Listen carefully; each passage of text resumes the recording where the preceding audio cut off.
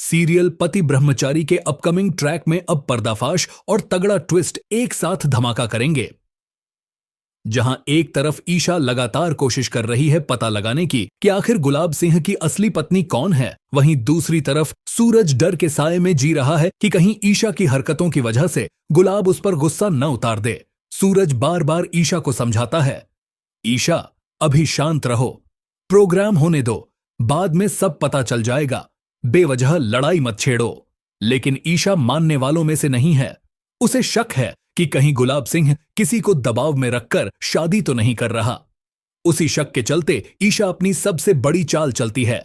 वह घूंघट वाली दुल्हन को चुपके से उठाकर एक कमरे में ले जाती है और उसे ड्रम में बंद कर देती है। तभी सूरज वहां पहुंच जाता है। ईशा तुरंत झूठ बोलती है, ये ड्रम गुलाब सिंह ने बाहर गाड़ी में रखवाने को कहा है, तुरंत उठवाओ। सूरज को ड्रम असामान्य रूप से बहुत भारी लगता है, उसे शक भी होता है, लेकिन ईशा का नाम आते ही वह ड्रम को हटवा देता है। जब ईशा अकेले ड्रम खोलती है तो सब दंग रह जाते हैं। उसमें से निकलती है एक दूसरी लड़की जो साफ कहती है, मैं कोई दुल्हन नहीं हूं और मैं गुलाब सिंह से शादी भी नहीं कर रही।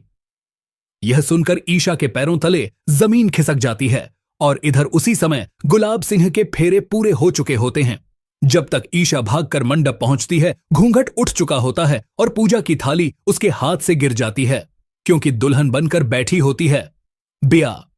सूरज और पूरा परिवार स्तब्ध। सूरज खुद हैरान, बिया यह तो मेरी दोस्त है और यह आपके साथ खड़े रहने लायक भी नहीं है। गुलाब सिंह ठंडे भाव से जवाब देता है, तुम लोगों का अतीत क्या है इससे मुझे फर्क नहीं पड़ता। अब यह मेरी पत्नी है और इसे गुलाब सिंह की पत्नी का पूरा सम्मान मिलेगा।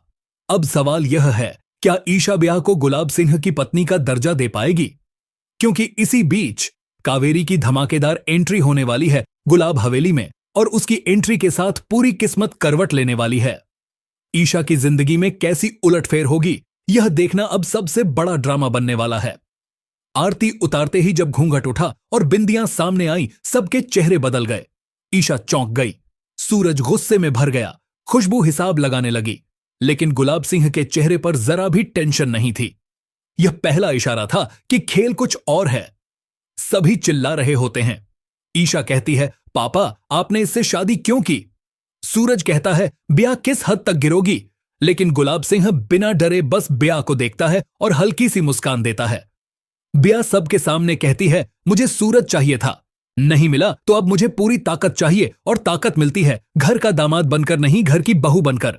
सब चौंक जाते हैं। तभी ईशा रोकर कहती है, पापा आपने इससे शादी क्यों की? यह हमारी दुश्मन है।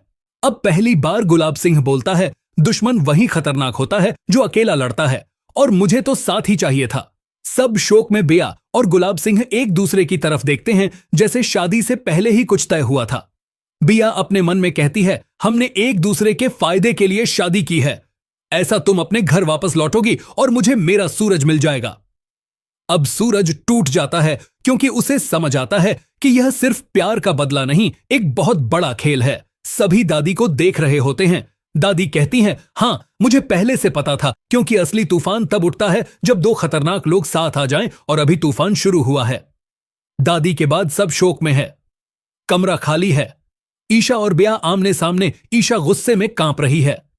तुम्हें मुझसे क्या चाहिए बिया? बिया शांति से पायल की आवाज के साथ ईशा के करीब आती है। बिया कहती है, सब कुछ जो तुमसे छीनना चाहिए। ईशा पीछे हट जाती है। ईशा कहती है, मैंने तुम्हारा क्या बिगाड़ा है? बिया की आंखों में पागलपन और दर्द दोनों दिखाई देता है।